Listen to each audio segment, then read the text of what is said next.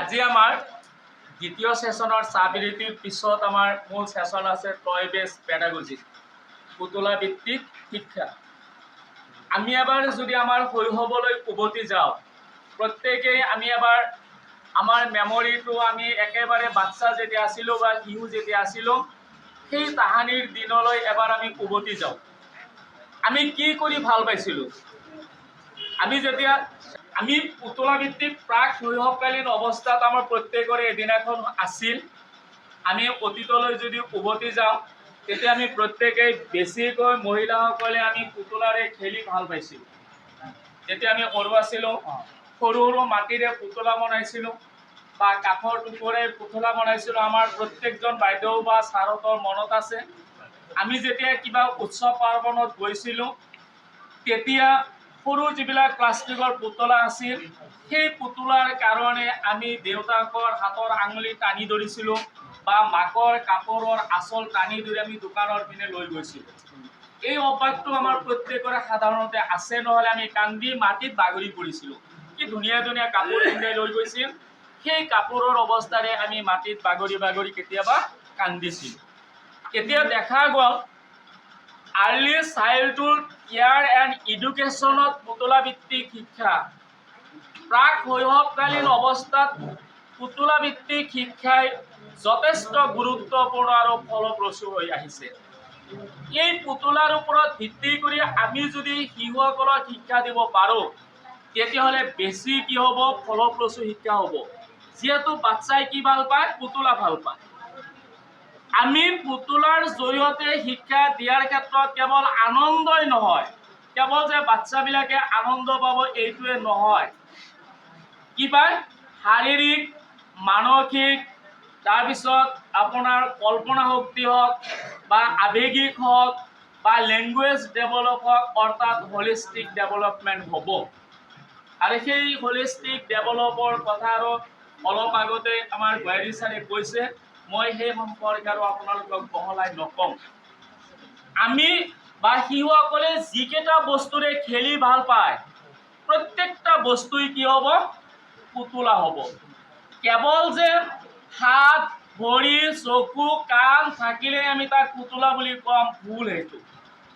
সাধাৰণতে লুডুৰ গুটি এটাৰে শিশুৱে যদি খেলি ভাল পায় সেই লুডুৰ গুটি এটাও শিশুৰ কাৰণে কি হ'ব? পুতলা হ'ব। মই আপোনালোকক কৈছোঁ এনেকৈ যদি পুতলা একেবাৰে ইজি মাইণ্ডত আপোনালোকে বনাব পাৰিব। যেতিয়া আমাৰ পেলনীয়া মোজা সকলোৰে ঘৰত নিশ্চিতভাৱে আছে, ক্লাছত যায় যদি আমি ছাত্ৰ ছাত্ৰীসকলক কওঁ, ক শ্ৰেণীৰ ল'ৰা ছোৱালীক কওঁ যে তোমাৰ যিবিলাক পেলনীয়া মোজা আছে কালি মোজা এটা তুমি লৈ আহিবাচোন স্কুলত, তেতিয়া নিশ্চিত ছাৰ বা বাইদেউ যেতিয়া ক'ব তেতিয়া ছাত্ৰজনে বা সেই বাচ্চাজনে মোজা এটা আনিব। আনাৰ লগে লগে কটাৰী বা কেঁচি আমাৰ স্কুলত আছে, আপুনি কেনেকৈ বনাব মই কৈ দি আছোঁ। আপুনি ওপৰৰখিনি কাটি দিব, ওপৰত ইমানখিনি কাটি দিব, এই গুৰুৱালৈকে কাটি দিব। কাটি দিয়াৰ পাছত আপুনি ইলাষ্টিকেৰে এইখিনি বান্ধি দিব। কি ভৰাইছোঁ মই ইয়াত? চাউল সোমাই দিছোঁ। চাউলত যদি অসুবিধা হয় তেতিয়াহ'লে আপোনালোকে বালাও দিব পাৰে, বালাটো হৈ যাব। ইজি মেথডত আপোনালোকে বালা সোমাই দিব। গোটেইখিনি বালা সোমাই দিব, মাজত এটা পৰ্চন কৰিব, ল' কষ্ট হ'ব লাগিব, পৰ্চন হ'ব লাগিব। এই পৰ্চন এইখিনি মূৰৰ আকৃতি হ'ব, এইখিনি চেপেটা যদিও পেটটো বেছি এইটো এটা পাপেটৰ নিচিনা হ'ব বা পুতলা আকৃতিৰ হ'ব। এইটো যেতিয়া আপুনি ক্লাছত ইউজ কৰিব বা দেখাবলৈ চেষ্টা কৰিব তেতিয়া চাব ল'ৰা ছোৱালীবিলাক আপোনাৰ ক্লাছৰ ইণ্টাৰেষ্টটো বেছি হ'ব। কিন্তু এই পুতলাবিলাক যেতিয়া আপুনি বনাব বা বনাবলৈ ক'ব ছাত্ৰসকলক তেতিয়া চাৰিটা কথা আপোনালোকে লক্ষ্য কৰিব লাগিব। প্ৰথম কথাটো হৈছে এই পুতলা থলুৱা ভিত্তিক হ'ব লাগিব। আপুনি ইংলেণ্ডৰ পৰা বা আমাৰ আপাৰ আছামৰ পৰা বস্তু আনি আমি পুতলা বনোৱাৰ প্ৰয়োজন নাই। আমাৰ ঘৰখনত আমি কি পাওঁ? আমাৰ ঘৰত আমাৰ পেলনীয়া বস্তু কি আছে? সাধাৰণতে মোজা প্ৰত্যেক ঘৰতে আছে, সেই মোজা আমি ইউজ কৰিলোঁ। চাউল নহ'লে বালি সকলো ঘৰতে আছে। চকু দিবলৈ হ'লে বস্তু কিনিব লাগিব। 2 নম্বৰ আমি কি ক'লোঁ? থলুৱা। যিবিলাক বস্তুৰে আপুনি পুতলাটো বনাব সেই বস্তুটো থলুৱা হ'ব লাগিব, সামগ্ৰী থলুৱা সামগ্ৰী হ'ব লাগিব। দ্বিতীয়তে আপুনি নো কষ্ট ল কষ্ট, নো কষ্ট ল কষ্ট, খৰচ নকৰিব, কৰিলেও একেবাৰে কমকৈ কৰিব। এইটো নো কষ্ট আৰু ল কষ্ট। খৰচ নকৰিব, যদিও কৰে একেবাৰে কম খৰচ কৰিব। এইখিনি যিহেতু খৰচ, আমি এইখিনি আমাৰ ঘৰত প্ৰডাকশ্যন কৰিব নোৱাৰিম। এইখিনি আমি কিনি আনিব লাগিব, ৰিবনখিনি আমি কিনি আনিব লাগিব। বা দ্বিতীয়তে আমি চকু দিবলৈ গ'লে পিন বুলি কোৱা হয়, 10 টকাত আমি 40টা পিন পাওঁ বজাৰত। 40টা পিন আমাৰ কেইটা খৰচ গৈছে?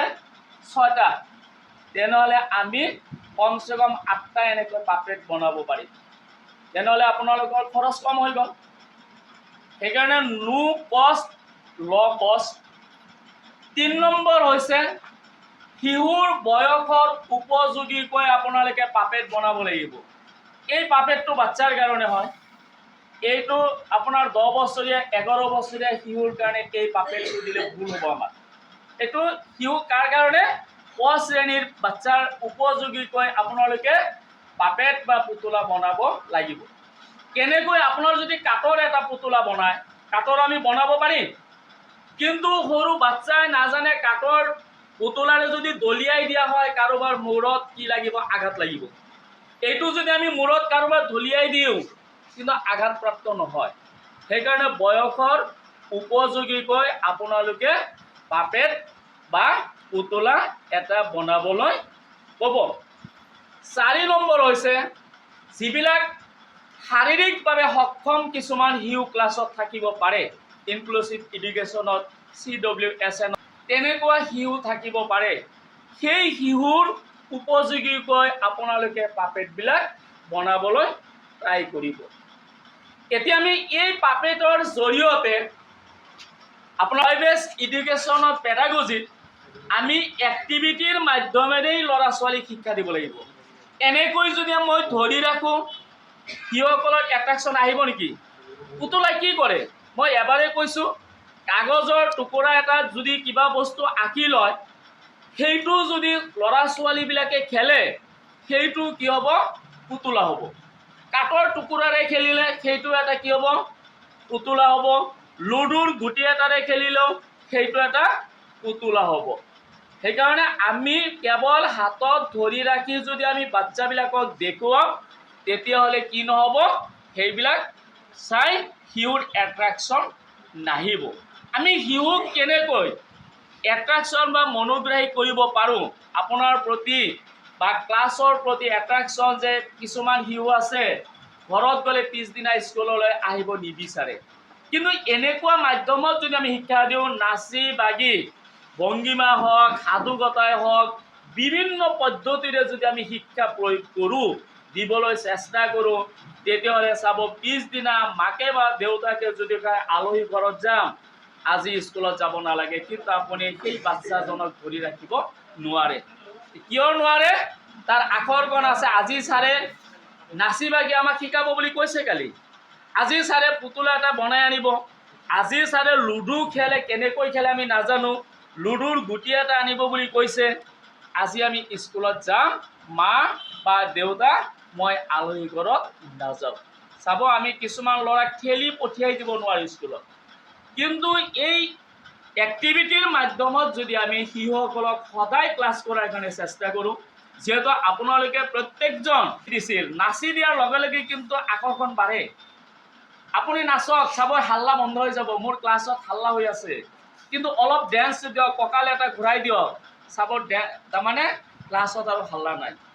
সেইকাৰণে আপোনালোকে কালি এটা পাপেট বনাব আৰু স্কুলত যায় প্ৰত্যেকেই নিজৰ নিজৰ ল'ৰা ছোৱালীক এই পাপেটবিলাক বনোৱাৰ কাৰণে ক'ব আৰু সিহঁতে ধুনীয়াকৈ পাপেটবিলাক বনাই আনিব। আপোনালোকে পাপেটৰ জৰিয়তে বা পুতলাৰ জৰিয়তে কেনেকুৱা এক্টিভিটি কৰিব মই দেখুৱাই দি আছোঁ। এনেকৈ দুটা বস্তু আঁকি লৈ যাব ঘৰৰ পৰা। এইটো কি হয়? ল'ৰা ছোৱালীবিলাকক ক'ব, এইটো কি হয় তোমালোকে কোৱাচোন মাইনাহঁত? কাউৰী কোব। কিছুমানে চিনি অৱশ্যে নাপাব, মোৰো অঁকাটো সিমান ভাল হোৱা নাই, এডজাষ্ট হোৱা নাই, কিন্তু আঁকিবলৈ চেষ্টা অলপ কৰিছোঁ। কাউৰীৰ নিচিনা কলা কলা দেখা সম্পৰ্কে যায়, তেতিয়া কি ক'ব? এইটো কাউৰী বুলি ক'ব। আকৌ যেতিয়া এইটো আপুনি দেখাব, এইটো কি বুলি ক'ব? কল বুলি ক'ব। এইটো কলৰে আমি কি খাওঁ? পানী খাওঁ। এইটো শিলগুটিবিলাক আছে। এতিয়া মোৰ প্ৰশ্ন হৈছে, এইটো দেখাই যেতিয়া আপুনি সাধুকথা এটা ক'ব, আকৰ্ষণ বেছি হ'ব না কম হ'ব ছাৰ? বেছি হ'ব। এইটো দেখাৰ লগে লগে আপুনি এটা সাধুকথা ক'ব, কিন্তু ল'ৰা ছোৱালীবিলাকৰ এট্ৰেকশ্যন নাথাকে। কিন্তু যেতিয়া আপুনি এইটো ঘৰৰ পৰা যেনেকৈ হওক শ্ৰেণী ইমান ভাল, আপুনি আৰ্টৰ শিক্ষক হ'ব নালাগে যে আমি ৰাষ্ট্ৰীয় পুৰস্কাৰপ্ৰাপ্ত আৰ্টত আমাক নালাগে, আগবাকৈ আঁকিলে যাতে ল'ৰা ছোৱালীবিলাকে বুজি পায়, তেনেকুৱাকৈ আমি নিশ্চিতভাৱে আঁকিব পাৰিম। তেনেকুৱাকৈ কলহ এটা ধুনীয়াকৈ আঁকি ল'ব, যেনেকৈ পাৰে হওক। শিলগুটি এটা নিব। আমি জানো এইটো দেখাৰ লগে লগে আপোনালোকৰ কাহিনীটো মনত পৰিছে। কি কাহিনী হ'ব?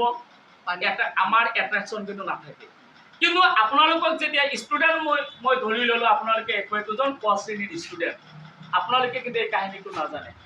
তেতিয়া ল'ৰা ছোৱালীয়ে ক'ব, কি যে ক'ব ছাৰে, কেনেকুৱা কাহিনী যে হ'ব? এনেকুৱা চকু কিন্তু লৰচৰ নকৰে। কি ক'ব? তাৰমানে নজনা, আমি যেনেকৈ নজনা কথা জানিবলৈ চেষ্টা কৰোঁ, এইটো নজনা কথা নুশুনা বা নেদেখা বস্তু দেখাৰ ইচ্ছা হয় বেছি। ঠিক তেনেকৈ আপোনালোকৰ মাজৰ পৰা দুজন মানুহক মাতি আনিম, এই কাহিনীটো আপোনালোকে প্ৰেজেণ্টেশ্যন কৰক। কেনেকৈ প্ৰেজেণ্টেশ্যন কৰিলে ল'ৰা ছোৱালীবিলাক আকৰ্ষিত হ'ব, আৰু সেই কেৱল আকৰ্ষিত নহয়, ল'ৰা ছোৱালীবিলাক যাতে ভৱিষ্যত সিহঁতৰ এই পুতলা ভিত্তিক শিক্ষণৰ মাজেৰে সিহঁত অধিক ফলপ্ৰসূ হ'ব পাৰে, তেনেকুৱাকৈ আপোনালোকে দুজন টিচাৰ, দুজন ছাৰ বা বাইদেউ মোৰ ওচৰত আহক।